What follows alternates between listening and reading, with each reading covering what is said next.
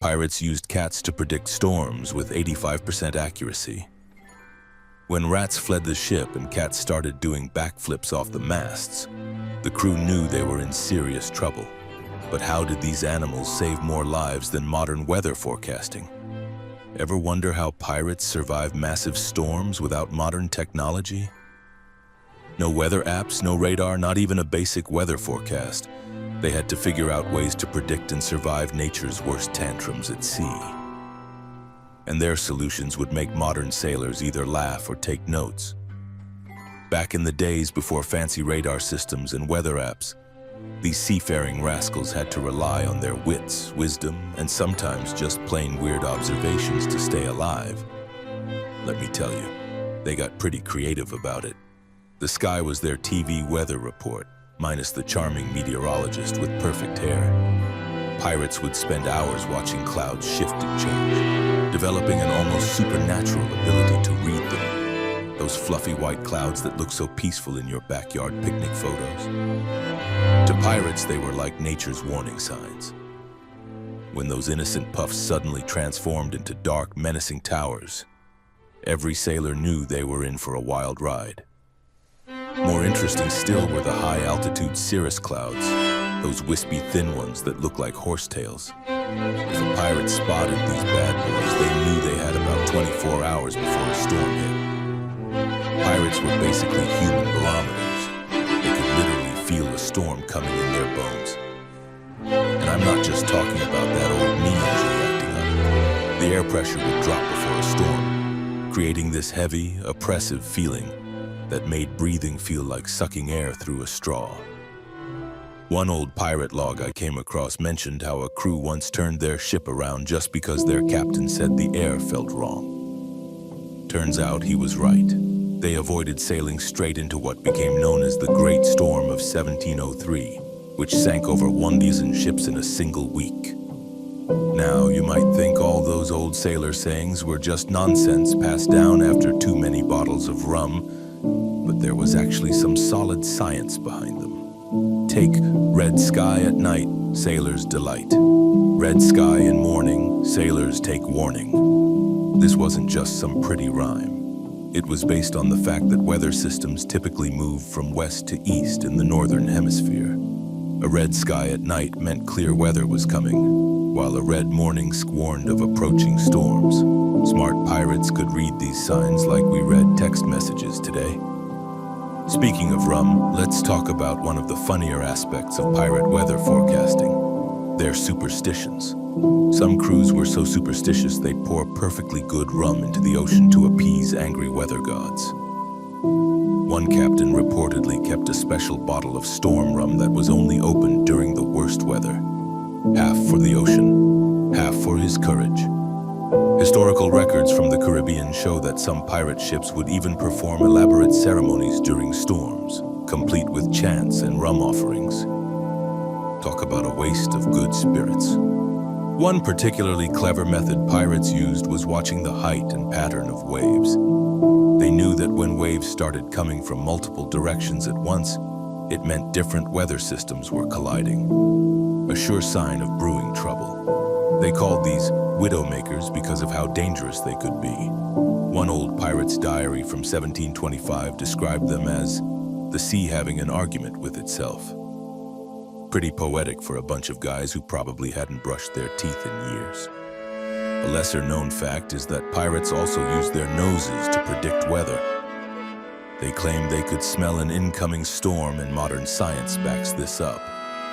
What they were actually smelling was ozone, created by lightning storms and the distinct scent of rain hitting dry soil carried on the wind. Some experienced captains were so good at this that their crews nicknamed them weather witches, though probably not to their faces. It's really smart how this whole system of weather prediction worked together. A good pirate captain would take everything into account: the clouds, the air pressure, and even those old sayings that seem silly at first glance. It wasn't perfect, but it worked surprisingly well. Historical records showed that experienced pirates could predict major storms with about 70% accuracy. Not bad for people who thought the Earth was flat. Some of the more unique methods included watching the color of the sea itself. A deep dark green often meant bad weather was approaching, while a clear bright blue usually meant fair sailing ahead. Pirates also paid attention to the moon. They noticed that storms were more likely during a full moon due to its effect on tides. One particularly superstitious crew even kept a log of which crew members' snoring predicted the worst weather, though I suspect that had more to do with keeping morale up during long voyages than actual weather forecasting. The most experienced pirates could combine all these signs into a surprisingly accurate prediction system. They'd note how the wind changed direction, watch for any unusual phosphorescence in the water at night, and even keep track of how their old battle wounds ached. It wasn't exactly the Weather Channel, but it kept them alive in some of the world's most dangerous waters. And while these weather reading skills were impressive, pirates had some even more surprising forecasters on their ships. They were furry and feathered. That's right. Pirates relied on animals to predict storms, and these creatures were surprisingly good at their jobs. Let's start with the ship's cats, the champions of weather forecasting at sea. These weren't your average house cats lounging in sunbeams and knocking things off shelves. Ship's cats were considered so valuable for their storm-predicting abilities that some pirates would actually steal them from other vessels. A cat was worth its weight in gold, which admittedly isn't much for a cat, but you get the point. Research from maritime historians shows that about 90% of pirate ships in the 1700s had at least one cat on board. The most famous was probably Storm Sally, a black cat who sailed with the notorious Captain Sam Bellamy. Legend has it she predicted the storm that would eventually sink his ship, though clearly nobody listened to her that day. Maybe she was too busy cleaning her paws. The way cats predicted storms was actually pretty incredible. They'd start acting weird hours before any human could sense trouble. We're talking about sneezing fits, grooming themselves backwards, and getting super jumpy. One pirate's log from 1718 describes his ship's cat doing backflips off the mast, though I suspect that particular entry might have been written after a few too many rounds of rum. But it wasn't just about cats. Seabirds were like the pirates' early warning system.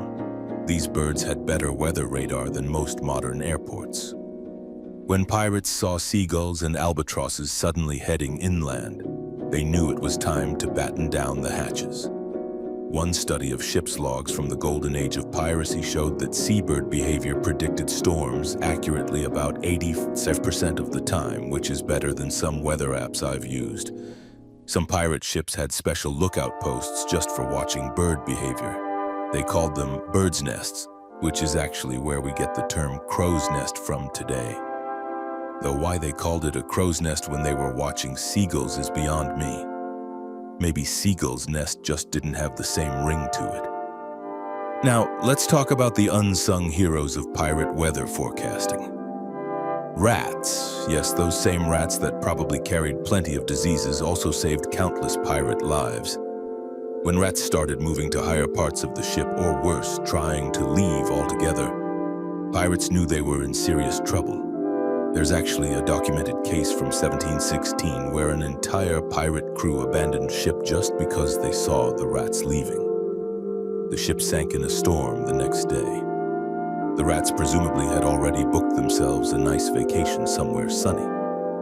The connection between rats and weather prediction wasn't just superstition either. Scientists now know that rats can detect changes in air pressure much better than humans can. They can feel a storm coming days before we see the first cloud. One captain's log noted, "When the rats head up, we head out." Short, simple, and probably saved quite a few lives. Even insects played their part in this animal weather service. Flies would become more aggressive before a storm, and cockroaches would start appearing on deck, which was basically nature's way of saying, "Hey, there's water coming and lots of it." One pirate wrote that he trusted a cockroach's weather sense more than his first mate's. Though to be fair, the first mate had been known to navigate by following mermaids that turned out to be manatees. The really clever pirates learned to watch all these animals at once. If the cat was doing backflips, the seagulls were heading for shore. and the rats were booking cruise tickets. Well, you didn't need to be a genius to figure out what was coming. Though some captains still needed convincing. There's a famous story about a pirate captain who ignored all these signs and ended up having to swim back to port. His crew supposedly nicknamed him Captain Birdbrain after that. With all these animal weather forecasters on board, you'd think pirates would have been pretty safe at sea. But knowing a storm was coming was one thing. Dealing with it was something else entirely. Getting a ship ready was like trying to clean your room in 5 minutes before your parents got home. Except instead of dirty socks, you're dealing with several tons of wooden death traps. First up, the cannons. These bad boys weren't just for show. Each one weighed as much as 5 modern cars combined. A loose cannon on deck during a storm was like having an angry elephant doing parkour on your ship. Not fun. Pirates would use thick ropes and wooden wedges to secure them, a process they called boxing the guns. Historical records show that more sailors died from loose cannons during storms than from actual cannon fire in battles. Talk about being killed by your own weapons. The real chaos started below deck. Pirates had to move everything heavy to the lowest part of the ship, a job they absolutely hated. Imagine playing Tetris, but every piece weighs hundreds of pounds and the game room is swaying back and forth. One pirate's diary from 1721 complained, "Moved the treasure chest for the 3rd time today. Captain says it's for balance. I say he just enjoys watching us suffer." Getting all this stuff secured wasn't just about keeping things tidy. The lower they could get the ship's center of gravity, the less likely they were to capsize. A study of shipwrecks from the golden age of piracy shows that ships with properly secured cargo were 3 times more likely to survive major storms. Though I suspect the study didn't count the ships that went down with all hands. Dead men tell no tales, as they say. Then there was the fire situation. Pirates had to put out every flame on the ship. Lanterns, cooking fires, everything. Ever tried finding your way around a pitching ship in complete darkness? It's like playing Marco Polo in a bouncy castle, except the pool is the entire ocean. Records show that Rus during storms sank more pirate ships than naval battles did. One spark in the wrong place could turn a sturdy ship into driftwood within hours. But the real action happened in the rigging. Pirates had to adjust the sails just right. Too much sail and the wind would tear the masts right off. Too little and they'd lose control of the ship. They called this reefing the sail. And it was probably the most dangerous job on the ship. The process involved climbing up 50 feet in the air, trying to fold up massive sheets of canvas while the whole ship rolled beneath them. One veteran pirate described it as trying to fold a wet blanket while riding a wild horse, except the horse is drunk and trying to kill you. Pirates developed a complex system of sail management for storms. They'd use different combinations depending on wind strength. Full sails, half sails, quarter sails, or in the worst cases, just a tiny storm sail no bigger than a modern bedroom sheet. Getting this wrong meant disaster. Records from 1715 describe a pirate ship that kept too much sail up during a Caribbean storm. The masts snapped like twigs, taking half the deck with them. The most critical preparation was strengthening the hull itself. Pirates would run extra support ropes called preventer stays from bow to stern, essentially giving their ship a tight corset to help it resist twisting in heavy seas. They'd also set up emergency pumps, usually simple wooden devices that could move about 100 gallons per minute. Not very efficient by today's standards, but when your ship is taking on water, every drop counts. One particularly clever innovation was the storm anchor. Unlike regular anchors, these were designed to be dragged behind the ship during severe weather, acting like a brake to slow the vessel and keep its bow pointed into the waves. Made from heavy canvas and rope in a cone shape, these sea anchors could mean the difference between riding out a storm and becoming scattered across the ocean floor. Pirates also had to secure their weapons and ammunition. Wet gunpowder was useless gunpowder. They'd store it in specially designed boxes lined with tar and canvas, sometimes even wrapping individual powder horns in oiled leather. According to one ship's inventory from 1722, A single pirate vessel could carry over a ton of gunpowder, all of which needed to stay bone dry despite waves crashing over the deck. The entire process of stormproofing a ship was exhausting. Dangerous work that had to be done perfectly because there were no second chances at sea. But even with all these preparations, the most dangerous part was still to come. Surviving a storm at sea wasn't just about keeping the ship afloat, it was also about keeping the crew breathing. A ship's crew during a storm was like a really dangerous dance team where one wrong move meant someone was going swimming with the sharks. Rule number 1, staying tied up. No, not like in the movies. Pirates would run long ropes called lifelines across the deck that they could attach themselves to. According to ship records from the 1700s, falling overboard during a storm had a survival rate of exactly 0%. One captain wrote, "Lost Johnson today. He said tying himself to the ship was for cowards. The fish probably disagree." Working in shifts was crucial. You couldn't have everyone exhausted at once. That's how ships ended up as underwater museums. A typical storm watch would last 4 hours, and crews developed a rotation system that would make modern workplace schedulers jealous. Historical records show that crews who managed their shifts well had a 60% better chance of surviving long storms. Though, as one pirate noted in his diary, 4 hours on deck feels like 4 years when you're being slapped by waves the size of churches. The deck during a storm was no place for fancy footwork. Pirates learned to crawl instead of walk. Sounds silly, but it kept them alive. They'd move around on all fours, staying as low as possible. One particularly proud pirate refused to crawl and insisted on walking normally. His crewmates nicknamed him High Step Harry, right up until he became Overboard Harry. Handling the sails in a storm required incredible teamwork. Each sail adjustment needed perfect timing. Too slow and the wind could tear the canvas to shreds. Too fast and someone might get tangled in the ropes. Pirates developed special storm signals because no one could hear anything over the wind. A pulled ear meant tighten that rope, while a slapped thigh meant loosen it. Getting these signals mixed up could be problematic. As one sailor wrote, McGregor thought the captain was dancing. Turns out he was trying to say the mast was breaking. Speaking of communication, pirates had to develop a special storm vocabulary. Short, clear words that couldn't be misunderstood. Now became go, stop became hold, and any complicated instructions were simplified to basic hand signals. One crew apparently tried using whistles until they realized everyone's whistles sounded the same. The resulting chaos reportedly had 3 pirates pulling the same rope in 3 different directions. Food and water during storms was another challenge. Try eating soup while riding a roller coaster. That's basically what meals were like. Pirates developed a storm diet of dried meat and hard biscuits, foods you could eat with one hand while holding on to something with the other. They'd also secure water barrels with extra care. A broken water barrel in a storm wasn't just a mess. It was a potential death sentence. The most dangerous job was checking for damage during the storm. Someone had to go below deck regularly to make sure the ship wasn't falling apart from the inside.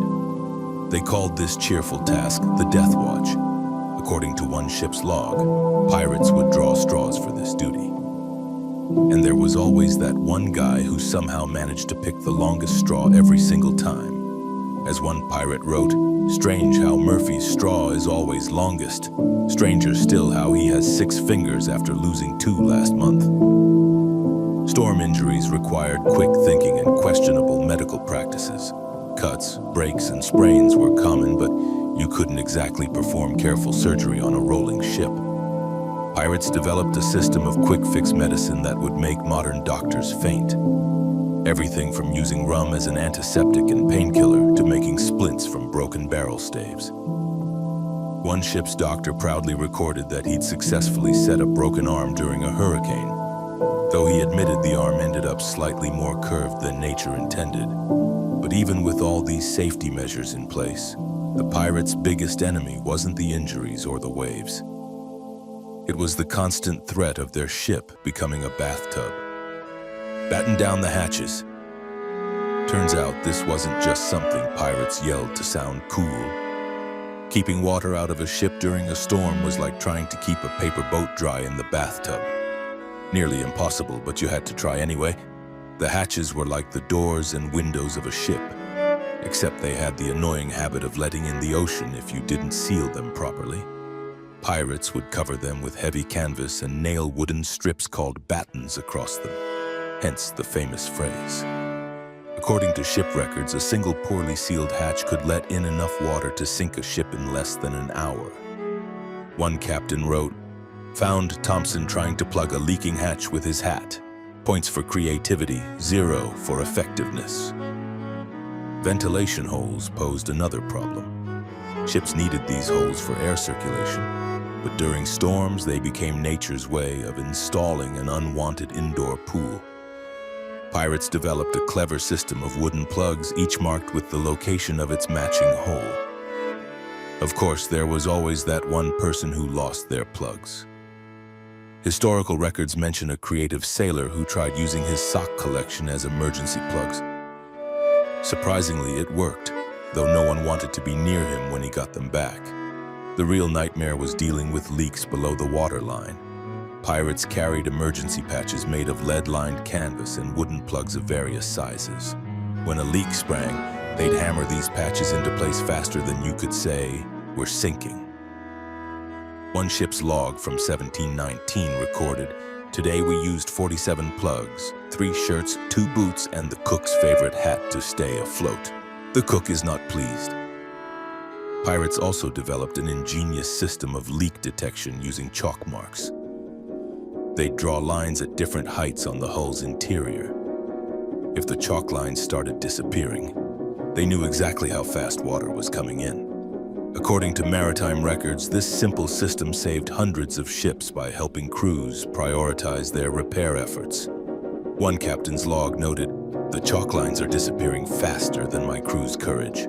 Time to get creative." Emergency repairs often required bizarre solutions. Some crews would stuff tar into cracks, while others used a mixture of animal fat and sawdust to seal leaks. One particularly desperate crew reportedly used their entire supply of cheese to plug holes. Apparently, the salt water hardened it into something resembling cement. Their log entry read, "The rats are disappointed, but at least we're not sinking." The most critical areas to protect were the joints where the ship's planks met. These seams could open up during storms, turning the hull into something resembling a very leaky basket. Pirates would keep special storm putty ready, a mixture of tar, animal hair, and whatever else they could find that might stick. Some crews even had dedicated putty watchers during storms, crew members whose only job was to look for failing seams. All these methods, from weather prediction to animal warnings, from ship preparation to crew safety, and finally to keeping the water out, worked together to create a complex system of storm survival. While modern sailors might laugh at some of these techniques, there's no denying that these pirates knew what they were doing.